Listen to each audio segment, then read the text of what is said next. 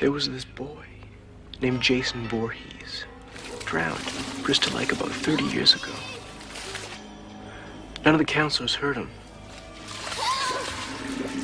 A bunch of years went by, and everyone forgot about it. And that's when the murder started to happen.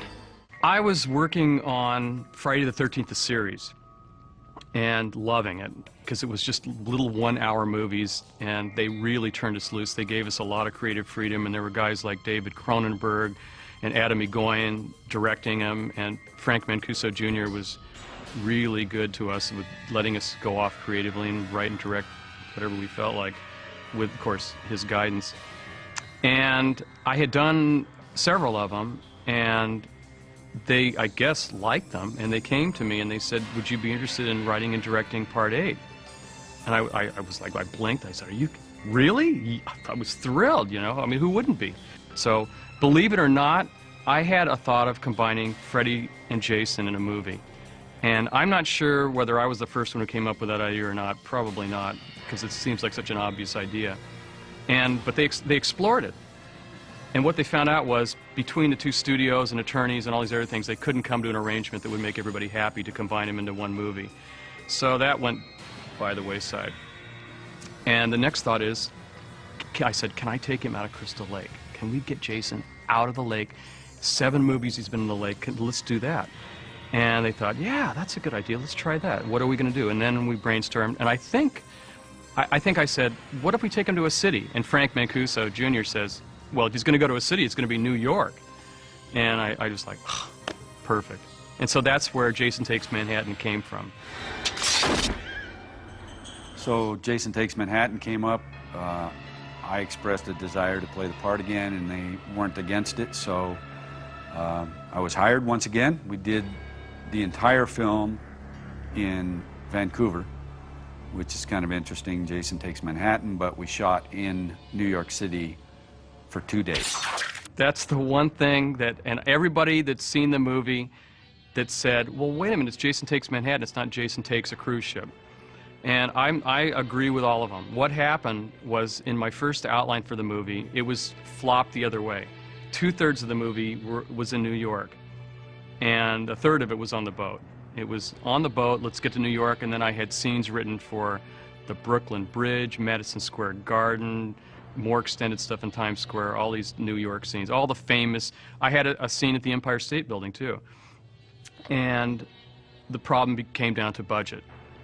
They said, you cannot spend that much time in New York. You can spend a little more time there, but you can shoot in Vancouver, or we were looking for all these locations where you had to stretch. At that point, that was the most expensive Friday out of the ones that had been made anyway. Times Square scenes, which might have to be one of the most fun scenes that I've ever done as the character, because there were so many people on either side of Times Square watching the filming, because we were right in the middle on a traffic island, and I was in full costume. It was pretty amazing, because I would stand there in between takes, and I didn't want to take the mask off to destroy any illusion, whatever, just to have more fun. And I would just stand there, and people would be watching, and I'd just turn and look at them, and they'd go nuts, and it was like so amazing that I felt like, you know, one of the Beatles or something, because the response was so tremendous. And we shot there all night. Did a funny scene with the kicking of the radio and all that, so it was just a really fun night. You a dead meat slime bag!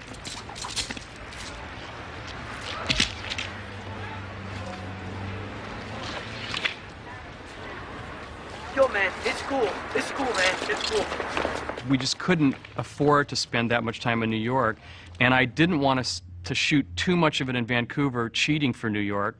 As it was, we ended up shooting some of Vancouver to be New York. And we shot in alleys, and we shot in places where it was, you know, an alley in Vancouver is an alley in New York, and we dressed it to make it look right, subway, and all these things like that. We dressed them. Holding traffic in Times Square for actors to cross the street, things like that. You know, once it got after, you know, 2, 3 a.m., it wasn't too bad, but at the beginning it was very difficult. We had a lot of NYPD around helping us.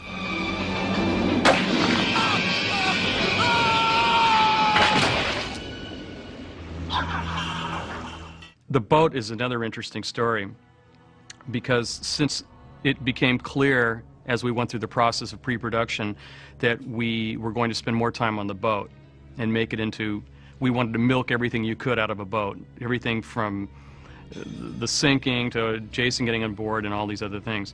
We had to come up with, what can we do on this boat that'll encompass everything we could have done on land? Okay, we want a disco, we want to have a kitchen, you know, with knives, and we want to have all of these different things, and of course we want to flood it later on, and lightning and rain and thunder and all these things. So we shot, actually, we used 2 different ships to do that. And the irony there is that 3 days before we started photography, the main ship that I had picked for our ship, our hero ship, that was going to be the Lazarus, you know, that sails out to sea with them, we lost the ship. There was a location snafu, lost the ship. And I had 3 days to plan all these shots before we started. And so we found another one that turned out to be even creepier than the one I picked, but it was really small. It was half the size. So the trick was to make it look twice as big. And the way we did that is you never see that ship in one shot. The whole thing from stem to stern. You just don't, you see like the front half up to here, you see the back half to here, you see it looking at the deck this way. You never get to see a big wide shot of it. And we got really close with extremely wide lenses and made the bow just go, you know, look really big. And it worked. And it's creepy. It's a creepy old ship anyway. And then we used a different ship for the interiors. And then we built some of it on stage for certain shots. There's a shot where Jason's walking down this corridor, an exterior corridor, and he turns and he looks into Rennie's room, and the camera goes off of Jason and goes shooting through the porthole, and then all the way through the porthole into her room, into a you know, fairly close shot of her.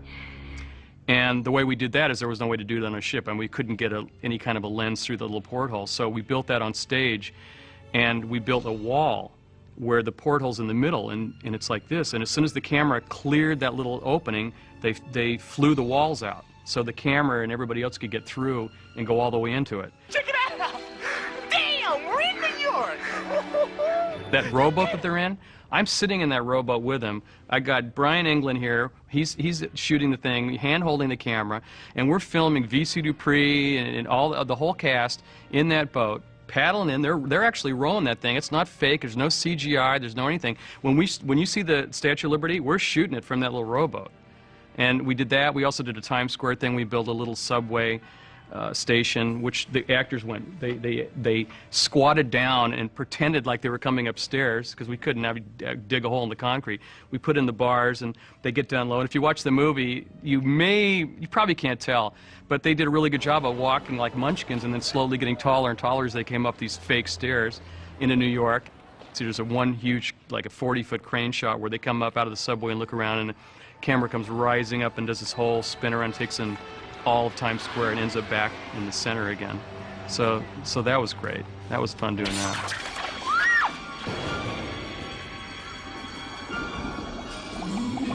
The inspiration for the flashbacks of young Jason and the whole young Jason motif that runs through the movie was tapping back into the first Friday the 13th and the fact that the myth of young Jason drowns as a little boy and comes back to haunt everybody and kill everybody later on in this whole drowning death.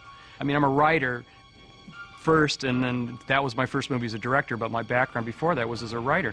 And so let's come up with a story here that really ties in mythic elements of Jason as a young boy and all that. And so the idea that came out of that was that Rennie was, you know, as a young girl, you know, post Jason dying and all that, was going to get a swimming lesson, as it were, from her uncle, who's a mean guy, and shoves her overboard to teach her to swim because you're either going to drown or you're going to swim. And there's the whole myth of Jason still being down there and young Jason and grabbing her, and she, you know, she's got this total fear of water through the whole movie. She literally was dragged down by young Jason at one point, you know, and it's freaked her out ever since, and now he's come back and she's having visions of him again because he's right there on the ship with her, and it trails all the way through to the end of the movie.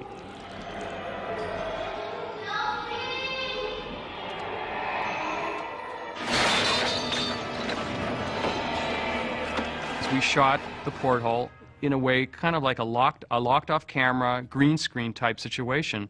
Only we didn't use a green screen, but it was the same idea where it's a lock shot. We had a porthole, we rotoscoped it out, and then I shot underwater sequences of young Jason, who was played by Tim Merkovich, film editor's son, by the way. And we shot him, and we put a piece of glass in and had him come up and tap the glass like it was the porthole, and we shot it, you know, looking down into a pool with a piece of glass, and you come up, and then of course we put it and made it look like he was coming straight at the porthole. One of my criteria for this was to inject humor into this particular movie. So, okay, he's going to knock his head off. It's going to be gross, it's going to be spectacular, it's going to be what the fans want. They're going to want to see that decapitation. But how can we do it and put a little twist on it? So the idea is, okay, he knocks the head off, it goes rolling down the side of this roof, flies into the air, bangs into a dumpster, falls in the dumpster, and then the lid of the dumpster slams shut on top of it, just for a nice little punctuation. I said, I want to get a decapicam shot. And he goes, what? A shot from the decapitated head's point of view. We put a camera, we put a, you know, an IMO camera, which is a destructible camera, inside of a giant foam Nerf ball, and we threw it off, and that was one of the most fun things to do, take a camera and throw it off a roof and let it spin around, and so there's a shot in the movie, and it goes by quick, but it's a shot where the world is spinning, and it's from his point of view before his head goes into the dumpster. The mystique of Jason is not knowing what's underneath that mask. Because when we do get to see his face, and it was the scariest thing I had to do, because I'm thinking, this is 8 movies coming to get to this point. Okay, what can we do that hasn't been done? And that's where we thought, toxic waste. Let's melt his face, and it'll be great for a couple things. One is that you won't have time to really get a good, solid look at his face, because it'll be bubbling and melting and steaming and all these things. That'll help camouflage the fact that he's wearing rubber and prosthetics and makeup and, you know, gooey stuff, and we put all the slime on him and all these other things. So I was like, okay, Kane, well, we'll do this, but, you know, I don't want you to get hurt, and, you know, and he's, oh, I don't care. So we put on the prosthetics, and we put special chemicals on the mask to interact with the liquid that was thrown on him. So as soon as it hit, it would start bubbling and steaming and all these other things, and he would shake, and you wouldn't stay on the shot too long, and he was such a trooper. I mean, we threw stuff in his face over and over and over, and he's like, more, give me more. Sean started it off. He created an amazing legacy that has endured and continues to endure.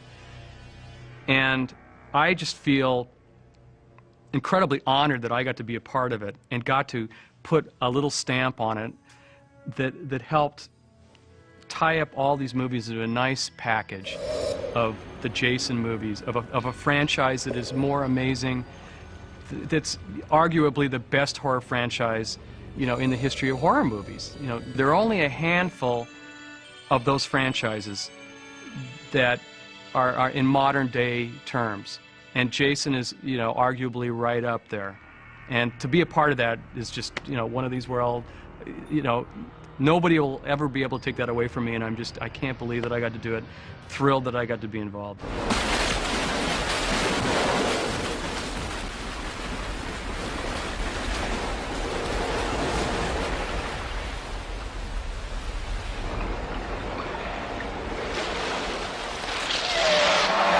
And Adam Egoyan directing him, and Frank Mancuso Jr. was really good to us with letting us go off creatively and write and direct whatever we felt like, with, of course, his guidance.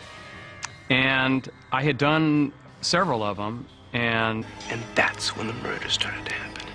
I was working on Friday the 13th, the series, and loving it, because it was just little 1-hour movies, and they really turned us loose. They gave us a lot of creative freedom, and there were guys like David Cronenberg.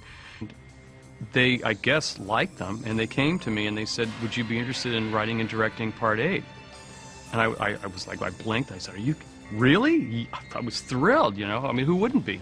So, believe it or not, I had a thought of combining Freddy and Jason in a movie. And I'm not sure whether I was the first one who came up with that idea or not. Probably not, because it seems like such an obvious idea. But they explored it. And what they found out was, between the two studios and attorneys and all these other things, they couldn't come to an arrangement. There was this boy named Jason Voorhees, drowned in Bristol Lake about 30 years ago. None of the counselors heard him. bunch of years went by, and everyone forgot about it.